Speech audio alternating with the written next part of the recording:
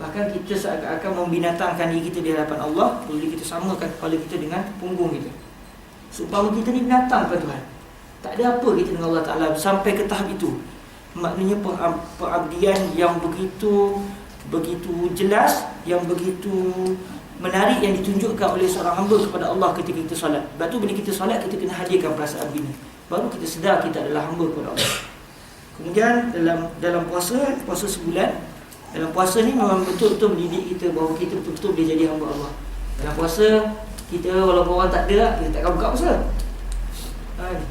Kalau puasa sunat, ya. Kalau orang goda sikit, alah, bila lah, esok boleh lagi, goda juga tu orang kata. Tapi kalau puasa wajib, tak ada lah kan. Biarlah orang goda macam tu, insya-Allah lah, takkan kita ni bismillah tak buka puasa lah.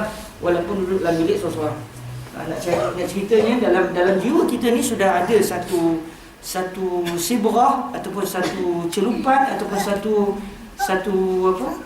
satu tanda bahawa sebenarnya kita ni boleh jadi hamba Allah yang baik. Sebab kalau orang tak ada pun dalam puasa kita boleh taat kepada Allah. Sebab apa kita tak buka puasa? Sebab Tuhan tak bagi, itu je. Maknanya ketaatan tu sudah wujud dalam ibadat puasa. Cuma yang perlu kita lanjutkan, la'allakum tattaqun, dalam puasa tu dilanjutkan sehinggalah dalam ibadat-ibadat yang lain. Sebab Tuhan yang kita laksanakan puasa untuknya adalah Tuhan yang sama selepas daripada bulan Ramadan. Dan dalam Islam juga disebut antara rukun Islam adalah zakat.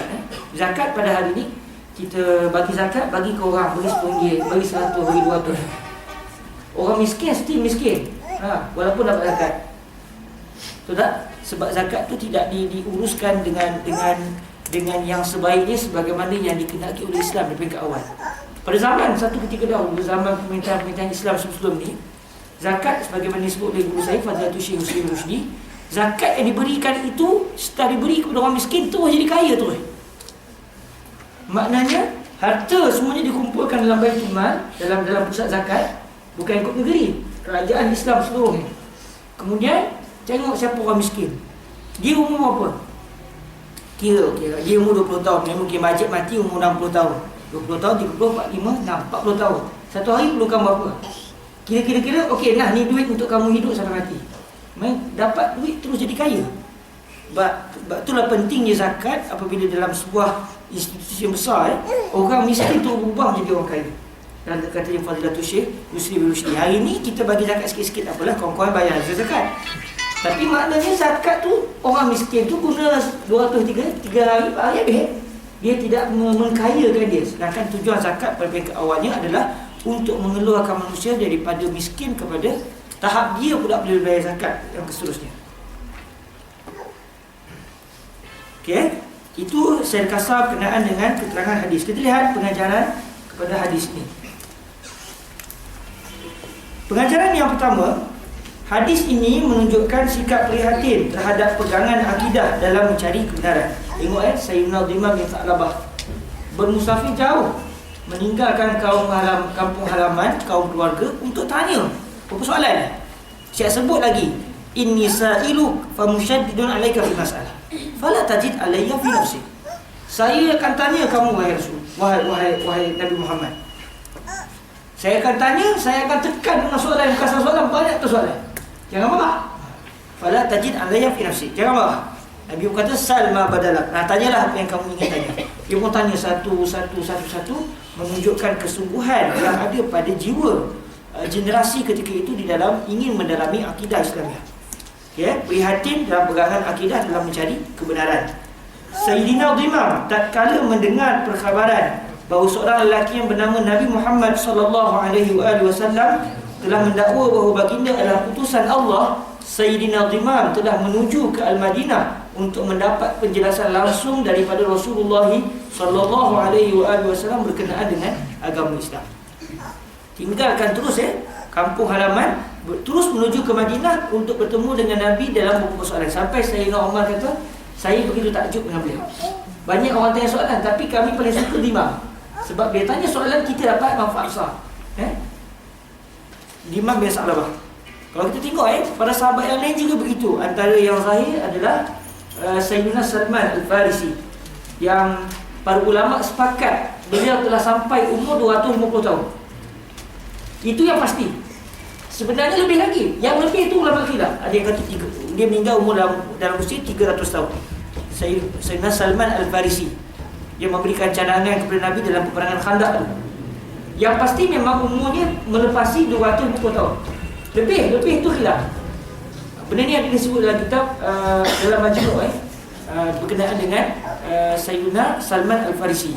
Beliau asalnya anak kepada orang yang menjaga rumah ibadat Majusi, beragama Majusi pada awal.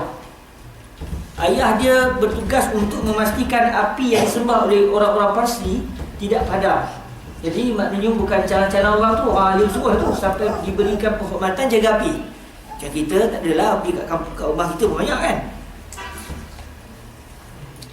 Bila setiap kali dalam perjalanan daripada rumah nak pergi ke tempat tu, lalu di kawasan orang-orang Kristian beribadah. Asal-asal cerita ni, akhirnya Salman Al-Farisi, Sayyidina Salman Al-Farisi tertarik dengan cara ibadah orang-orang Kristian ketika itu. Daripada sembah api, kata dapat seronok lagi cara ibadat mereka. Akhirnya dia bila sebelum nak sampai ke rumah, singgah dulu sebentar. Okey, beribadah, duduk sekali dengan dia, rasa ada keterangan. Saya teringat ada seorang ustaz di sini dululah, orang panggil dia Ustaz Ismail. Ustaz Zulkifli Ismail dulu pernah jadi ketua Dewan Ulama Melaka. Bisa tak tu sekarang still lagi tidak, Allah kata. Kami panggil dia Ustaz Zul sekular.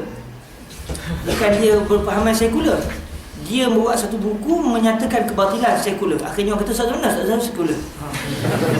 Okey, kalau sampai di YouTube ni dia tengok lagi. Okey, jadi dalam satu, saya pernah masa sampai di Mesir, saya pernah ikut beliau dalam satu majlis. Beliau baca kitab dengan kawan-kawan di Syurga. Dia sebut kenapa beberapa agama besar dunia hari ini kekal sampai ke hari ini. Contohnya Kristian, contohnya Yahudi. Kerana mereka ada kesan-kesan kenabian. Kalaulah dia agama ciptaan, memang daripada awal memang ciptaan manusia dan tak ada kaitan dengan Allah Ta'ala, maka dia akan terkubur. Tapi agama-agama besar ni, contohnya Yahudi, juga agama Kristian, kerana mereka ni asalnya adalah agama Islam yang selepas itu diputar balik oleh para pendeta jahat di kalangan Bani Israel. Akhirnya berubahlah menjadi agama yang sesat, lagi menyesatkan. Jadi Salman Al-Farisi, Sayyidina Salman Al-Farisi, dia tertarik dengan cara peribadatan orang-orang Kristian ketika itu. Dan akhirnya selepas itu dia mengambil keputusan untuk terus beralih daripada agama menyembah api kepada agama Kristian. Daripada seorang rahib ke seorang rahib, dia pindah-pindah. Dia ikut, dia nak berkhidmat kepada pendeta Kristian ketika itu, padri Kristian ketika itu. Dia duduk dengan seorang padri Kristian sampai padri itu mati. Bila padri itu meninggal, dia kata, lepas ni awak nak suruh saya dengan siapa pula? Akhirnya padri kata, kau jumpa kawan saya di tempat sekian-sekian. Bila mati je padri ni, Salman Al-Farisi pun pergilah jumpa pula padri yang seterusnya. Begitulah keadaan hidup beliau. Sehinggalah padri yang terakhir beliau bertemu, padri itu kata sebenarnya waktu sudah semakin dekat. Nabi akhir zaman yang ditunggu-tunggu sudah sangat-sangat tiba. Jadi kamu pergilah ke tempat di mana banyak pohon kurma. Di situ kamu akan bertemu dengan Nabi akhir zaman. Akhirnya Sayyidina Salman Al-Farisi pun menjelajah, dan dia ceritanya, dia jual habis barang-barang dia untuk pergi musafir. Dia minta untuk dibawa arah ke kawasan Yasrib. Nak jadi cerita, dia kena rompak tengah jalan. Akhirnya jadi hamba kepada Yahudi pula. Orang tipu kan, orang tipu. Masa tu mahkamah belum ada lagi mahkamah kan. Dia lepas kena tangkap, dia kena tangkap. Kemudian dijual kepada orang Yahudi. Allah Ta'ala nak memudahkan. Takdir Allah Ta'ala yang beli dia Yahudi Madinah. Dia jadilah hamba kepada Yahudi lama. Dan sampailah ketika mana sedang dia pajak buat rumah, tiba-tiba dia punya tuan dia tu duduk borak dengan Yahudi yang lain, masing-masing maki Nabi Muhammad SAW. Dia kata, habislah, datang dah dia Nabi Muhammad tu, Nabi akhir zaman tu. Dia apa tak tahu belaka tu, Nabi akhir zaman tapi tak nak beriman.